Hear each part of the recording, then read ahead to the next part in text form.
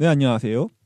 재미없고 딱딱한 역사를 쉽고 재미있게 배우는 역사 팟캐스트 우리들의 사생활 한국 근현대 사학사 제2편으로 여러분들을 찾아왔습니다. 네, 안녕하세요. 안녕하세요. 오늘 오프닝 왜 이렇게 오늘따라 좀 자기적이죠? 아, 원래 그랬습니다. 지금 배가 아프네 오프닝 들으니까. 아, 그 정도인가요? 네. 네. 한국 근현대 사학사 2편에서는 1편에 나왔던 분들이 그대로 나오셨기 때문에 자기소개는 생각할까요? 네, 1편부터 들으시라고 하는 네. 배려입니다. 배려? 네. 어쨌든 생각하겠습니다. 네. 네, 저번에 그 식민지 시기 역사학에서 식민사학 받고 실증사학 봤죠? 네, 봤어요. 네. 네. 네, 그런가 봐요. 식민사학, 이제 실증사학은 이제 일본의 영향을 많이 받은 역사학인데, 마르크스주의 사학도 있었습니다. 마르크스의 역사 발전론을 수용을 했는데요. 이게 뭐냐면은, 생산력이 발전하면은, 계급투쟁이 있어요. 계급투쟁이 있고, 계급투쟁이 생산 관계를 변환시키고 다음 단계로 이행한다는 겁니다. 이게 뭐냐면은, 마르크스의 유물론을 좀 간단하게 설명을 하겠습니다. 세계를 구성하는 게 하부구조랑 상부구조가 있거든요. 국중군 좀 집중 좀 해주시고. 집중하고 있어요. 지금 머리 아프다니까요. 네. 하부구조가 경제를 얘기하는 겁니다. 경제적인 거. 근데 이 하부구조는 생산력과 생산수단이 있는데, 생산력이라는 거는 내가 뭐 농사 져가지고 뭐 얼만큼 생산할 수 있느냐예요. 그러니까 이 생산력이 생산 관계 결정하는 거였나? 제대로 하세요, 그러니까 제대로. 생산력이 생산 관계를 규정을 하거든요. 생산 관계는 어떤 방식으로 농사를 짓는가입니다. 그러니까 뭐 노예를 시켜서 농사를 짓게 한다든지 농노를 시켜서 농사를 짓게 한다든지 하는 것들이 생산 관계에 해당되는 거거든요. 근데 생산력이 발전을 하면은 그러니까 이것도 인구랑 연계해서 생각을 해야 되는데 노예제에서 왜 농노제로 넘어가냐면 노예제가 효율성이 떨어져서 그러는 거예요. 근데 인구는 계속 늘잖아요. 인구는 기하급수적으로 느니까. 그런데 생산력 발전이 못 따라가는 거예요. 그래가지고 생산력이 어느 순간 생산력은 정체됐는데 인구는 계속 느니까 새로운 생산 관계를 바꿔버리는 거거든요. 뭔 소리인지 알겠어. 바꿔버리는 과정이 계급투쟁입니다. 근데 노예제 사회에서 봉건제 사회로 넘어갈 때 어떤 계급 투쟁이 있었다는 거죠? 노예가 찔러 죽였나요? 뭐 스파르타쿠스 같은 거 한 거예요? 근데 이게 저도 잘 모르겠습니다. 사실 어려워가지고 너무. 아니 아저씨. 이 계급투쟁이라는 게 막 진짜로 막 노예들이 막 시위를 하고 뭐 그래서 계급투쟁은 아니고, 그러니까 항상 지배계급과 착취계급이 있는데 그 사람들이 계속 갈등이 있다. 이게 계급투쟁이고, 이 계급 간의 이 모순이 다음 단계로 넘어가는 그 원동력이 된다는 거예요. 세계를 움직이는 원동력이 모순이라는 거죠. 근데 저는 사실 궁금했던 게 있는데 예. 노예제에서 농노제로 변하면서 생산력이 기하급수적으로 불어난 인구를 커버할 만큼 늘어나요? 근데 인구가 그렇게 전근대에는 밑도 끝도 없이 느는 건 아니고 예. 좀 느는데 농노제가 이제 그 정도 커버할 정도로는 늘어요. 그 생산력이. 정도 많이 다른가? 노예나 농노나 똑같은 거 아니에요?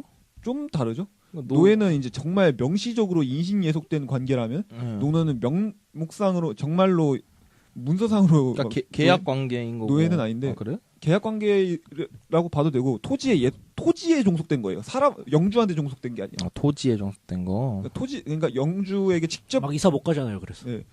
그러니까 주인한테 예속된 거. 그러니까 사람이 사람한테 예속되는 게 노예제고. 그냥 노예제고. 사람이 토지에 예속되는데 그 토지를 가진 사람이 있는 거죠. 그러니까 토지를 매개로 사람이 사람한테 예속되는 게 농노제요. 농노제인 겁니다. 네, 그래가지고 이게 역사 발전론이고, 그래서 한국사를 보편적인 역사 발전 과정에서 파악을 했거든요. 이게 백남훈 선생의 견해인데, 맨 처음에 원시적인 공동체 사회가 있었고, 그 다음에 고대 노예제 사회가 있었고, 여기까지는 이제 서양이랑 똑같은데 아시아적 봉건제라는 개념을 마르크스 사학에서도 아시아적 봉건제라는 개념이 있는데 이걸 끌고 와가지고 있었어요? 네, 마르크스의 개념입니다. 아시아적 봉건제. 특수성이 있어요. 아시아만의 특수성이 있지만 그럼에도 불구하고 서구와 비슷한 점이 있다라는 게 아시아적 봉건제입니다. 근데 그 다음에 아시아적 봉건제에서 이식 자본주의 사회로 넘어간다고 하거든요. 자본주의가 이식된 거예요. 근데 자본주의가 이식됐다고 해가지고 이게 무슨 발전을 못하고 그런 게 아닙니다. 왜냐하면 유럽의 산업혁명이라던가 근대가 영국을 되게 모방한 거거든요. 그렇기 때문에 이식자본주의라고 해가지고 뭐 정말 식민사학의 무슨 정체성, 타율성 이런 거랑 완전 무관한 거고. 그래서 하여간 핵심은 봉건제에서 자본주의로 이행하는 세계사의 보편적 과정을 겪었다는 것을 강조를 하는 게 마르크스주의 사학입니다. 보편성을 강조해요. 그럼으로써 식민사학에 맞서는 거죠. 그러니까 일본은 아이고 우리는 오지게 발전했는데 니네는 그것도 못하냐? 아이고 노답 하면은 이제 마르크스주의 사학은 아니야 우리도 너희랑 비슷하게 발전했어 나대지 마 이런 게 이제 마르크스주의 사학이라고 보일 수 있습니다. 엄근진. 품격 있다.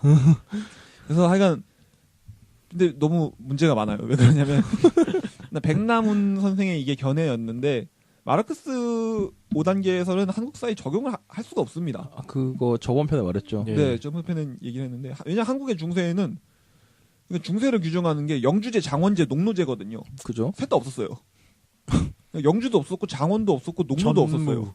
그러니까 중세가 서구의 기준으로는 중세가 없었다는 거고 그거를 일본 애들이 가져와서 만든 게 정체성론인데 어쨌든 자꾸 서구의 막 그 이론을 막 밑도 끝도 없이 막 끼워 넣으니까 말도 안 되는 소리를 자꾸 하고 있는 거고. 아, 그러니까 말도 안 되는 소리를 받아치려고 말도 안 되는 소리 하고 있는 거예요? 아니 약간 그런 겁니다. 잘 얘기했네요. 네. 말 안 되는 소리는 말 안 되는 소리로 받아쳐야지. 하하. 그래서 하여간 민족주의 역사학에서는 그 기자 있잖아요. 기자조선? 근데 기자조선의 기자. 예. 그러니까 단군을 대체한 기자의 역할을 하락시키거나 아니면 기자를 부정을 했습니다. 그래서 단군을 부각시키거든요. 우리 민족의 공통적인 조상으로서. 그래서 중국 중심의 역사관을 극복하자고 했는데 막스주의 역사학자들은 사실 막스주의라는 게 보편성을 추구하거든요. 국가와 그쵸. 국가, 민족과 민족을 넘어서는 세계를 추구하는 사상이다 보니까 그렇게 뭐 기자의 역할을 하락시키진 않았고 대신 세계 어디서나 존재하는 보편적인 그 뭐 부족의 추장 같은 존재로 단군이나 기자를 설명하려고 했습니다. 그러니까 단군도 인정하고 기자도 인정했는데 단군의 이건 격을 낮췄네요. 그러니까 앞에 사람에 비해서. 그거는 아니고 그러니까 무슨 격을 아예 격 같은 게 일부러 만들려고 하지 않았던 거죠. 아예 격을. 그러니까 뭐 고대 사회에 좀 중요한 역할을 했던 사람인 거죠. 다른 데 있어서 뭐 어디야 이름이 기억이 안 나네. 기억나는 이름이 뭔가요? 잉카 제국의 그 있잖아요. 마추픽추? 아니 마추픽추 아니고 파차쿠티 그런 사람인 거죠. 사람 이름이에요? 예. 그런데 이제 이 마르크스주의 역사학은 그게 이제 마르크스주의 역사학에서 오해를 하면 안 되는 게 네. 무조건 경제적인 게 이제 정신적인 걸 규정하는 건 절대 아니거든요. 무조건. 그러니까 일방적으로 규정하는 게 아니라 하부 구조와 상부 구조 사이에 상호작용이라는 게 있어요, 분명히. 그러겠죠. 그러니까 사상의 변화에 따라서 경제도 조금 변할 수 있는데 중요한 건 그 상호작용 사이에서 경제적인 필연성이라는 게 있어요. 그러니까 제가 방금 말했었던 생산력의 발전에 따라서 생산 관계가 변하는 거. 그렇죠. 의견은 무조건 있다는 건데 하여간 그 세계를 구성하는 게 물질이라고 보는 유물사관이다 보니까 뭐 박은식이라든지 신채호 선생이라든지 하는 뭐 민족의 혼인이 민족의 정기니 하는 것들은 다 관념론적인 거거든요. 그렇죠. 그래서 이거 깠습니다. 이제 주륵. 마르크스주의 사학에 대한 비판은 아까 얘기했던 것처럼 서양사 발전 도식을 무비판적으로 적용을 했다는 게 문제인데 마르크스주의 사학 같은 경우에는 막스가 참고를 했었던 게 영국의 사례를 많이 봤어요. 근데 막스의 이론은 영국은 딱 들어맞는데 프랑스만 가도 안 맞고 동유럽 가면 더 안 맞고 아시아 가면 아예 안 맞아요. 그러니까 영국이나 뭐 서구 정도에만 해당되는 거지 동구권에는 아예 맞지도 않는 거죠. 좀 막 보편성 추구해놓고 실제로 하나도 안 보편적이네요. 근데 졸라 안 보편적이에요. 영국 특화형이네요. 네, 약간 그렇습니다. 웃기지도 않죠. 러시아도 보면 마르크스. 혁명 몇십 년 전까지만 해도 농노가 존재하고 있었잖아요. 알렉산드르 이세였나? 네. 네, 하여튼 아니 표트르 되지 않았나? 알렉산드르가 시도했나? 1861년? 아, 61년 맞아요. 예, 그 하기 전까지는 대단하시네요. 농노 해방하기 전까지는 어쨌든 뭐 이렇게 마르크스주의 사학입니다. 이제 1945년 8월 15일 해방이 됐습니다. 짝짝짝. 해방 후의 역사학은 당연히 시대가 바뀌었으니까 바뀌겠죠. 그래서 제가 오타가 났네요. 식민족주의 사학이라고 썼는데 아니고 신민족주의 사학인데 신이에요 혹시 신? 네 새로운 민족주의 사학이라는 거예요. 이런 끔찍한 오타가 날 줄 몰랐어요. 식민족주의 뭔가 되게 이상하네요. 이름이. 키보드도 엄청 먼데요? 미안합니다. 현실적인 민족적인 입장과 세계사적 관점에 입각한 민족주의적 민족주의라는데 뭘 하는 거예요? 그러니까요. 민족주의적 민족주의. 민족주의적 민족주의 뭐 김국중적 김국중 이런 건가요? 기독교적 기독교, 불교적 불교. 어쨌든 그러니까 민족을 인정합니다. 민족을 인정하는데 민족과 민족의 사이에 그런 연결 민족과 민족 사이의 화합이라든지 그런 걸 되게 강조를 하는 거죠. 그래서 민족주의를 되게 많이 비판을 해요. 에? 민족주의인데 비판을 해요? 아니, 신민족주의잖아요. 이게. 아니, 그러니까 신민족주의. 근데 이게 제가 필기를 오타를 했는지 민족주의인지 민족주의인지 제가 좀 헷갈리거든요, 사실. 아저씨 이거 술 마시고 썼죠. 약간 그런 것 같아요. 어쨌든 그래서 민족주의가 왜 욕하냐면 민족 내부에 일단 차별을 내포합니다. 그러니까 우월한 민족이 있고 열등한 민족이 있게 되거든요. 민족주의 가져요. 민족주의가. 예, 그러니까. 또 민족의 이름을 앞세워 자본가들의 권익을 옹호하거든요. 이게 왜 그러냐면은 그러니까 프롤레타리아가 있고 부르주아가 있습니다. 네. 부르주아는 프롤레타리아에 착취하죠. 그죠? 그러니까 프롤레타리아의 입장에서는 부르주아는 자신의 적인데 같은 한민족이라는 이름 하나 때문에 그런 계급 갈등이 완전히 묻혀버리게 되는 거거든요. 그래서 막 민족이라든지 조국이라든지 하는 그런 허상에 휩싸여가지고 자기가 착취당하고 있는 그 현실을 못 깨닫게 되는 말 그대로 약간 박사모 같은 상황이 되는 겁니다. 솔직히 말해가지고 박사모들 되게 가난하시잖아요. 가능하세요? 대체로 다 가난하신 분들, 뭐 폐지 주시는 분들이신데 그런 분들이 무슨 조국을 강조할 필요가 있나요? 그런 분들은 왜 보수를 하는 거예요? 계속 보수적이면 자기 형편이 계속 안 나아질 텐데. 그러니까요. 이거 대한민국의 특징 중 하나입니다. 대한민국의 특수성이죠. 이건 보편적이지 않습니다. 네, 그래서 민족주의는 쇄국적이고 배타적이고 독선적이라는 건데. 안 좋은 단어 다 들어가 있네요. 네, 그렇습니다. 그래서 국제적으로는 개방적이고 세계적으로는 이거 미안합니다. 세계적. 미안해요. 국내. 잘못 읽었네요. 국제적으로는 개방적이고 세계적, 국내적으로는 평등적이고 친화적인 성격을 추구했습니다. 네. 근데 이게 역사학의 뭐 실천성이라든지 현재성을 추구를 했는데 대부분 납북되었기 때문에 추르 납북? 예, 북한에 납치됐다. 뭐. 끌려갔다. 납치. 그래서 통일국가 수립을 위한 그런 건 못했습니다. 하여간 좌우 합작을 지향했는데 이게 되게 웃긴 게 민족의 이름을 앞세워 자본가들의 권익을 옹호한다면서 민족주의를 까놓고선 또 계급투쟁은 또 비판을 해요. 뭐 하는 사람들이죠? 그러니까 약간 중립적인 입장을 혼란스럽네요. 회색이네요, 회색. 회색이라고 볼 수도 있고 그냥 민족을 되게 강조해요. 그래서 그래놓고 외세 의존은 왜 비판하는 거죠? 그건 세계사적 관점 뭐. 외세에 의존하면은 사실 대가를 치러야 되니까. 여기 봐봐요. 민족주의에 대한 비판이 세국적이라고 해서 비판해놓고서 자기네들도 세국하는 거 아니에요? 아니 그 외세에 의존하는 거는 그 세국이랑 개방이라는 건 약간 별개의 문제죠. 그런가? 네. 그래서 마르크스주의 사학도 해방 후에 있었는데 이것도 사실 다 납북돼가지고 별로 발전을 못해요. 그러니까 이 민족주의 사학과 마르크스주의 사학, 실증주의 사학이라는 세 개의 흐름이 있었는데 실증주의 사학이 이후에 남한 사학계를 주도하는 이유가 앞에 두 개는 다 납북을 당해가지고 남은 게 실증주의 사학만 있었던 거예요. 납북을 하든 월북을 하든. 네, 다 북한 갔거든요. 어쨌든 마르크스주의 사학 같은 경우에는 부르주아 민주주의 혁명의 이론적 기초를 제시했습니다. 이게 뭐냐면은 이게 프랑스 혁명이 부르주아 혁명이잖아요. 네. 그러니까 서양에서는 혁명이 부르주아들, 그러니까 돈 좀 있는 애들이 봉건 사회를 타도했는데 당시 막스주의자들 시선에서 이 부르주아들은 다 친일파들이고 지주들인데 이 새끼들이 어떻게 혁명을 하겠나 이래가지고 부르주아 대신 혁명을 할 사람들은 노동자와 농민들이라는 게 부르주아 민주주의 혁명의 이론적 기초를 제시를 한 거예요. 마르크스. 그러니까 한국식 부르주아 민주주의 혁명인데 우리나라에서는 뭐 노동자 농민 민주주의 혁명이라고 할 수 있겠네요. 그 사람들은 부르주아도 아니죠. 막스주의자들이요? 아니요. 뭐가요? 노동자 농민은. 노동자 농민이 어떻게 부르주아인가요? 그냥 프롤레타리아죠, 그 사람들은. 네, 그러니까 뭐 프롤레타리아 민주주의 혁명이라고 얘기할 수 있겠네요. 근데 왜 여긴 또 이름? 그러니까 그 서양에서는 부르주아 그러니까 민주주의 서양에서는 그렇게 했는데 프랑스에서는. 근데 서양에서 부르주아 민주주의 혁명이니까 그렇게 얘기를 그쵸. 했고. 하여간 그래가지고 토지에 긴박된 농민들을 해방시켜야 되니까 토지 개혁을 주장했습니다. 그죠. 그러니까 실증 사학은 아까 얘기했었던데 저번 화에서 얘기한 거랑 사실 별로 차이 없고요. 전통 사상이나 뭐 전통적 도덕 가치를 뭐 강조했다? 뭐 이 정도? 토지 개혁. 이 사람들은 유상이었어요, 아니면 무상이었어요?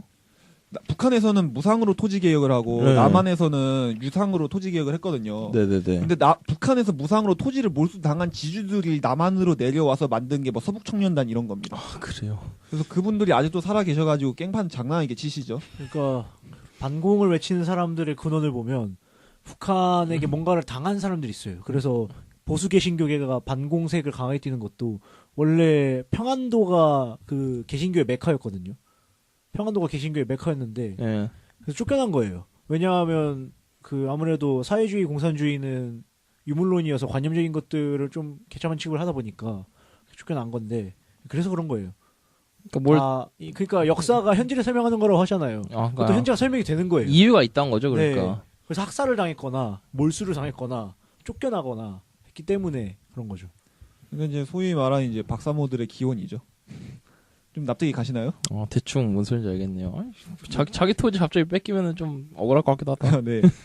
그래가지고 이승만이 좀 노담인 대통령이지만 몇 개 안 되는 업적을 꼽으라면 이제 유상 토지 개혁을 꼽습니다. 보통. 네, 그래서 아마 만약에 6.25 전쟁 나고 북한에 의해서 토지 개혁이 일어났으면 더 끔찍한 결과가 일어나지 않았을까 하고 생각을 합니다. 네, 그래가지고 이제 1950년대에서 70년대의 역사학으로 들어가 보려고 하는데요. 1950년대에는 그 1952년에 역사학회라는 게 창립이 됩니다. 그래서 지금도 이 학회가 있는데 우리나라에서 가장 우리나라를 대표하는 역사학회이거든요. 하여간 당시 역사학자들의 최대 과제는 식민사학의 극복이었습니다. 그건 당연한 얘기죠. 근데 그 식민사학이 그 국민들 머릿속에 많이 남았나요, 그게? 그 지워내야 할 정도로? 많이 남았죠. 지금도 노인분들 얘기하는 거 들어보면은 사실 뭐 조선 놈들은 뭐 맞아야 된다 뭐 이런 말 정말 노인들이 하시거든요. 조선말은 끝까지 들어야 된다 그런 것도. 그래요? 그리고 뭐 친일파 집을 답사를 갔었는데 거기 사신 할머니께서 윤도경 대감 집이라고 하시더라고요. 그런 거죠.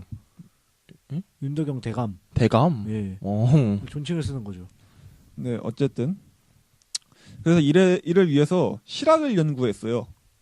그래서 식민사관의 정체성론, 타율성론을 극복하고 한국사도 이제 세계사의 보편적 규정을 따랐다는 걸 보여주고자 했습니다. 마르크스 사관은 조금 달라요. 안 따르지 않았어요, 훈적이죠? 그러니까 이거 똑같은 짓 한 거죠, 사실. 그래서 이제 지금은 실학을 연구는 하지만 무슨 뭐 실학이 무슨 조선의 뭐 근대의 상징이니 이 정도의 의미는 부여하지는 않습니다. 자본주의 맹아론도 비판을 받고 있고요. 그래서 1950년대가 미국의 원조 경제 체제였잖아요. 이승만이 욕먹는 게 사실 경제적으로 한 게 없어요. 한 게 그렇게 없어요? 정말 극단적으로 한 게 없습니다. 그래가지고 저는 사실 박정희를 찬양하는 사람들은 좀 이해가 되는데 이승만 찬양하는 사람들은 정말 이해가 안 돼요. 건국 대통령이잖아, 건국 아니 대통령. 진짜 아니 미국에서 지원받아가지고 경제가 돌아가는 체제였거든요. 그러니까 생산이 아니라 지원받아서 돌아가는 기생경제예요. 기생경제. 아까 전에 신민족주의에서 하지 말라 했던 거 아니에요? 그런 거죠. 그래서 근데 이게 왜 그러냐면 미국의 유학파의 영향력이 굉장히 강했어요. 미국한테 돈 받아 먹고 있으니까. 이승만도 미국 유학파고. 그죠? 그래서 민족주의적 색채가 많이 옅어졌습니다. 미국은 민족주의가 거의 없으니까. 그죠. 거긴 민족이라고 할 것도 없잖아요. 네, 어쨌든 너무 많이 하네요. 네, 1960년대에는 그 67년에 한국사 연구회가 창립이 됩니다. 그래서 또 식민사관을 비판을 합니다. 그래서 반도적 성격론 비판하고 사대주의론 비판하고 당파성론 비판하는데 반도적 성격론은 그 대륙 세력, 해양 세력 간에서 독자 발전 못했다는 건데 우리는 또 독자 발전했다고 얘기를 하는 거고요. 사대주의는 현실적인 선택이었다고 얘기를 하고 당파성론은 아까가 아니군요. 아까였나요? 저번이었나요? 당쟁의 긍정적인 성격이라는 저번이에요, 저번.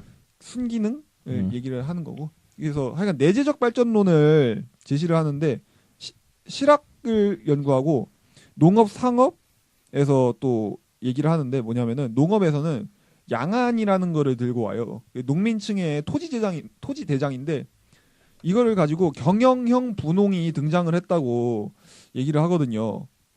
그래서 서양의 부르주아랑 유사한 세력이 등장했다는 주장을 했습니다.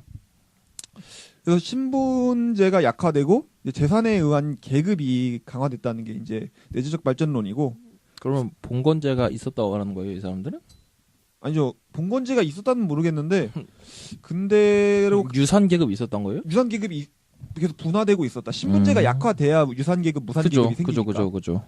네, 지금 이제 저희 방송에 또 소중한 한 게스트였던 남상백군은 좀 먼저 가신다고 하니까 김국준공과 방송 이어서 하도록 하겠습니다.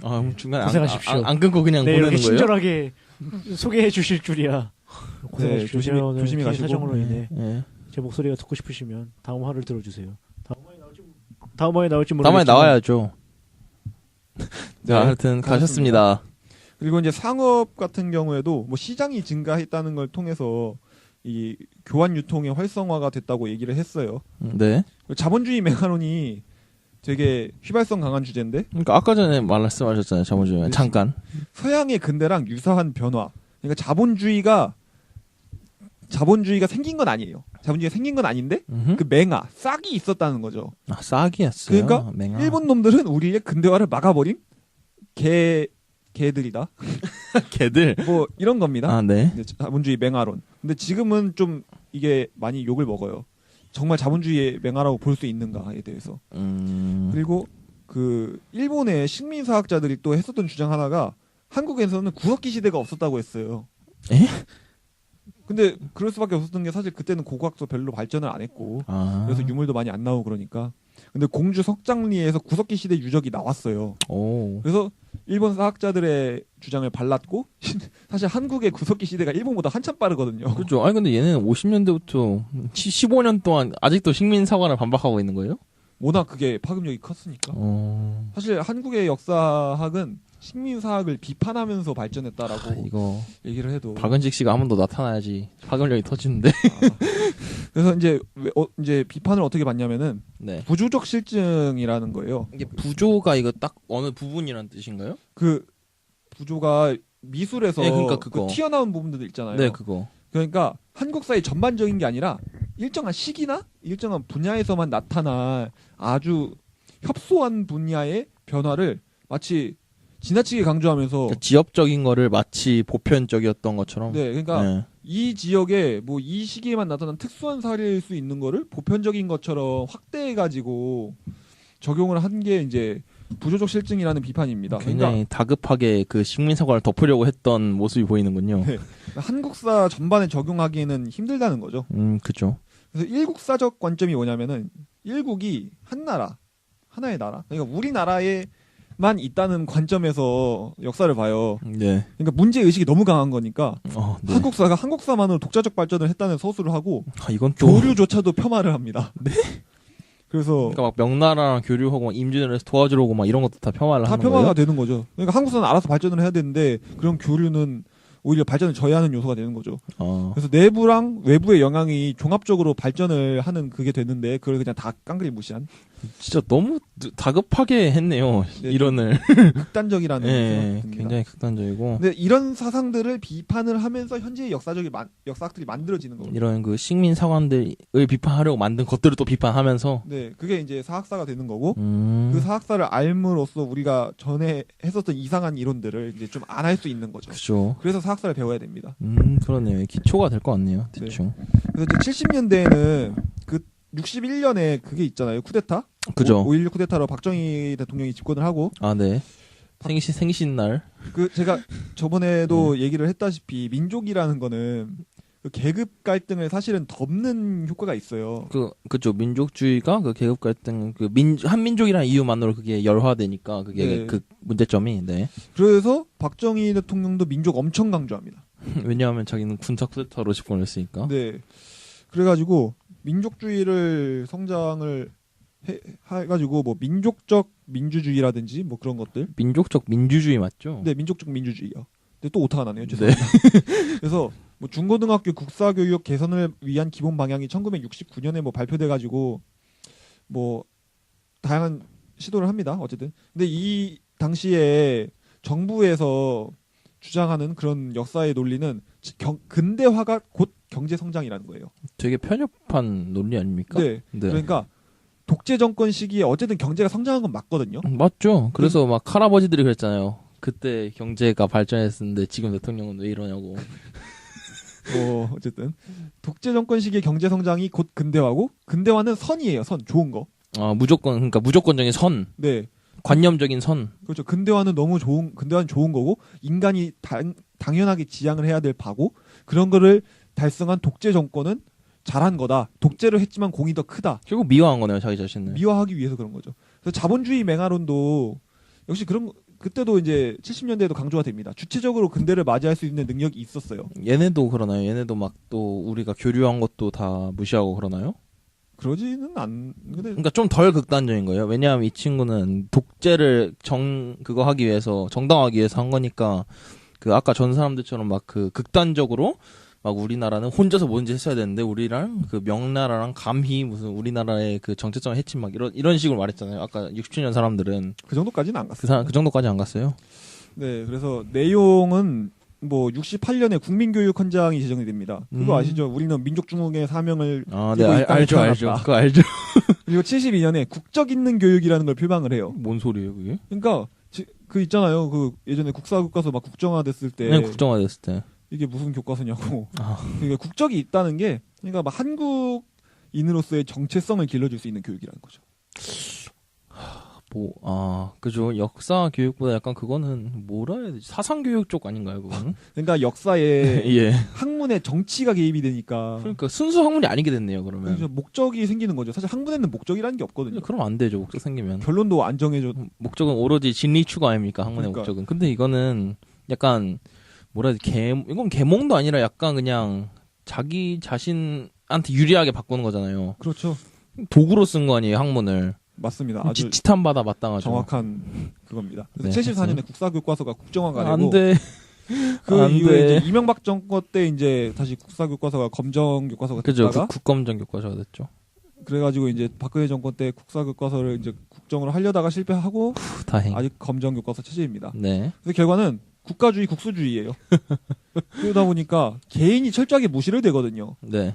경제 성장을 한 그 민중들의 그런 고생이 있음에도 불구하고 마치 독재 정권, 박정희, 전두환의 모든 게 다 업적인 것처럼 그렇게 미화가 되는 겁니다. 개인이 무시를 돼요. 개인의 업적을 폄하하고 오로지 그 독재자들만의 그 위상을 높이는 그런 거네요. 네, 그렇죠. 사실 뭐 결론 정해놓은 거니까 이거는. 굉장히 마음에 안 드네요. 이거 이런 것도 역사학이라고 치는 건가요? 이건 약간 개인을 위해서 한 것 같은데.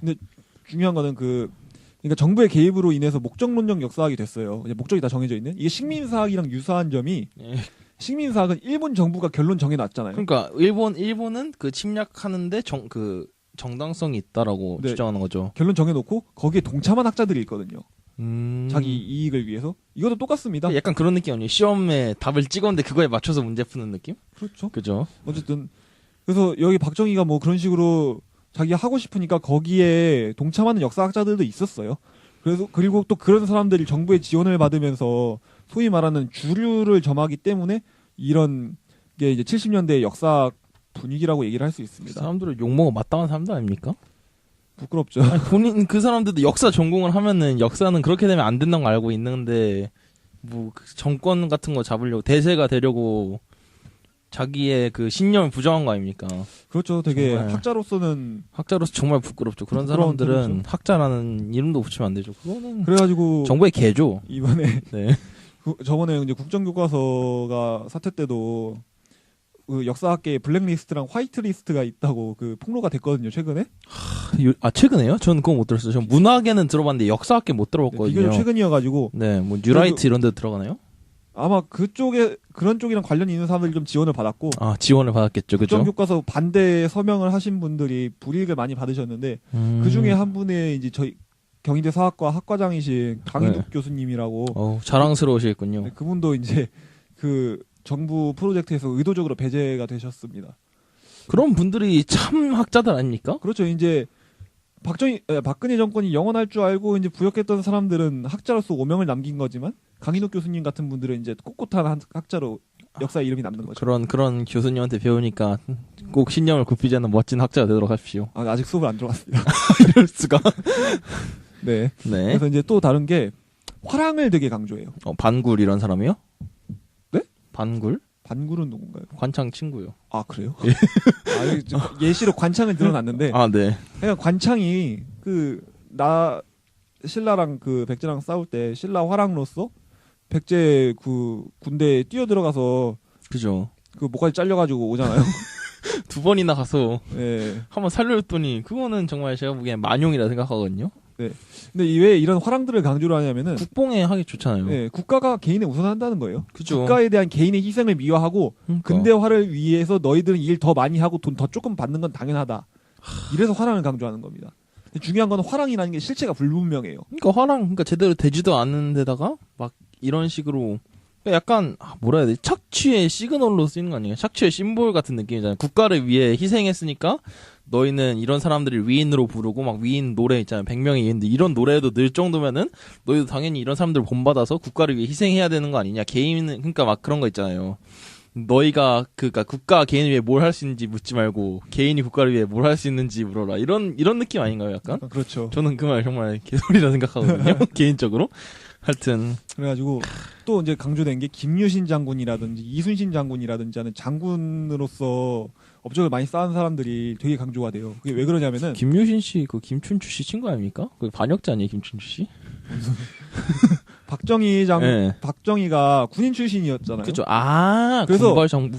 이순신 장군이 군인 출신이었지만 당시 조정의 썩은 대신들을 대신해서 나라를 지켰던 것처럼 그죠. 군인이었던 자신도 정부의 썩은 관료들을 대신해서 근대화할 수 있다. 그러니까 이순신 장군이랑 박정희 자신을 그죠. 등치시킨 거예요. 그래서 정말이지 뻔뻔하군요. 예, 되게 많이 뻔뻔해서 그래서 이 박정희 시대의 이순신에 대한 되게 성역화, 미화가 굉장히 많이 이루어졌고 동상도 그때 생겼나요? 네, 그때 생겼습니다. 아. 그래가지고 박정희가 그 이순신 장군 동상 세우라고 돈 줬는데 그 돈 빼돌리고 그 동상에다 10원짜리 넣어가지고 그거 만들었잖아요. 아, 맞아. 그거 요번에 다시 만들지 않나요? 골조부터 해서? 잘 모르겠습니다. 그건. 잘 하여튼 그 모르겠는데. 파헤쳐서 하더라고요. 아, 그랬구나. 네, 그래서 이순신 장군 동상 그때 세워졌고요. 난중일기도 박정희 정권 때 번역됐습니다. 아, 막 카레 노래 만화책 그런 것도 그때 나왔나요? 그건 모르겠네요. 근데 김훈희 씨는 그냥 꼿꼿하신 작가니까. 아, 그래요? 아, 그렇구나. 하여간 이순신 되게 강조됐습니다. 아, 그치.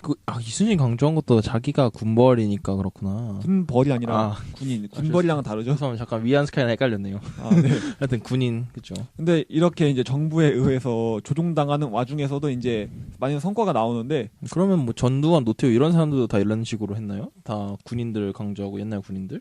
박정희가 유독 심했는데 그 사람들도 다 군인 출신이잖아요? 전두환, 노태우는 잘 모르겠습니다. 근데 박정희급은 아니었어요. 아, 근데 궁금한 게 있거든요? 예. 박정희는 객관적으로 지금 이 사학자의 눈으로 볼 때 예. 긍정적인 면이 맞나요? 부정적인 면이 맞나요? 그러니까 나라의 발전을 도왔다는 평가가 많잖아요, 일단은. 예. 근데 어떻게 생각하세요? 그 사람은 그러니까 훌륭한 축에 속합니까? 아니면은 못한 축에 속합니까? 대통령 일을. 근데 사실 근대 역사학이라는 게 이 네. 사람이 뭐 잘했다 못했다 이런 거를 평가하기 위한 학문은 아니고 아, 그래요? 박정희는 정말 어려워요. 저도 관심이 많은 사람입니다. 그러니까 그런데 그 사람 항상 그거잖아요. 뜨거운 그거잖아요. 뜨거운 감자. 네, 알면 알수록 재미있는 사람인데 워낙 양면적인 성격이 강해가지고 경제 성장을 했어요. 경제 성장했는데 그죠. 그 경제 성장의 이면에는 자금의 출처가 그 민중들의 그거잖아요. 고통이 있거든요. 네. 월남전에 참전한 사람들의 피가 있고 그죠. 그 파독 광부와 간호사들의 고통이 있었는데 맞아. 파독 환자. 그게 경제 성장이랑 똑같이 있는 거니까 어느 한쪽을 보느냐에 따라서 완전히 바뀌는 거예요, 평가가. 그건 어떻게 생각하세요? 그 일본한테 지원금 받고 일본이 지금 그것 때문에 입 싹 닦았잖아요. 우리는 그때 돈 줬는데 왜 자꾸 그었다 뭐라고 그러냐 이 치사한 놈들 이러잖아요, 우리한테. 그것도 똑같습니다. 그것 똑같아요. 그러니까 일본한테 받은 거는 분명 문제가 있기는 한데 그걸로 경부고속도로 졌었죠. 자본이 아마? 없으니까 돈을 받기는 받아야 되는데 받을 데가 없었으니까 어쩔 수 없기도 하고 그죠. 너무 어려워요, 박정희는 확실히. 그죠. 나중에 박정희 특집 한번 하시죠. 아니 또 큰일 날 수도 있으니까 신변의 위협을 느낄 수 있으니까. 아, 네, 알겠습니다. 일단 그러면은 이제 70년대 역사 성과를 얘기해 주시죠. 네, 하여간 이렇게 탄압받는 와중에서도 성과를 냈는데 대단합니다. 한국사 시대 구분론이라는 책이 나왔어요. 네. 그러니까 이게 뭐냐면 한국사의 시대들을 구분을 하는 거예요. 뭐 남북국 시대 개화기 이런 식으로요? 그거보다 좀 더 세부적으로. 아. 그러니까 한국사를 체계적으로 이해할 수 있는 기반이 마련이 된 거고. 이때 처음 생긴 건가요? 그 이전에도 시도들이 있었는데 이제 네. 시대 구분론이 아주 대표적인 책이죠. 네. 그래가지고 아주 한국사에 대한 연구 성과가 많이 쌓였다는 걸 의미합니다. 이런 책이 나왔다는 거예요. 이런 상황에서도 그런 사람들이 있었다니 정말 훌륭한 분들이군요. 네, 그래서 분단 시대의 역사 인식이라는 책이 또 나오는데 네. 이게 강만길 선생이 쓰신 책이거든요. 네. 되게 유명하신 분인데 아시나요? 아니요, 아직 못 들어봤습니다. 네, 하여간 당시에 한국 역사학의 주요 타도 대상은 식민사학이었거든요. 그죠. 근데 강만길 선생은 그것을 과거의 일로 봤어요. 만약에 박은식이나 신채호 선생 같은 경우에는 자기가 처한 현재의 상황, 그죠. 식민지 조선의 고통에 대항한 사람들이잖아요. 네. 근데 지금 현재의 사학자들은 식민사학이라는 과거의 일에 대항하고 있거든요. 그죠. 이미 그러니까 끝난 일인데. 이거를 잘못이라고 봐서 강만길 선생께서는 70년대의 현재란 무엇인가? 그 현재는 분단이라고 생각을 해가지고 이거에 대해서 역사학자가 대응을 해야 된다. 그래서 한국사에서 통합적인 측면을 강조하는 책을 씁니다. 그래서 뭐 신간회의, 뭐 좌우합작 운동, 그런 거 들어봤어요. 네, 뭐 김구 선생, 뭐 김규식 선생, 여운형 선생 선생. 같은 뭐 좌우합작이라든지 여운형 선생님 저합작하다 돌아가시지 않았어요? 아마 그렇을 겁니다. 뭐 네. 김구 선생처럼 남북을 통일하기 위해서 그죠. 고생하셨던 분들 이런 분들 되게 많이 강조합니다. 아, 그러니까 이미 그 식민사학은 지나간 문제고 요즘 트렌드 문제는 분단이기 때문에 사학자들은 그거에 대해 연구를 하고 그걸 타도하기 위한 방식을 찾아야 한다고 생각하신 거예요? 약간 그렇다고 볼 수 있죠. 그러니까 약간 다른 사람들 비판한 느낌이네요. 다른 아직도 식민사학에 얽매여 있는 사람들을 약간 돌려까기라고 볼 수 있죠. 돌려가기.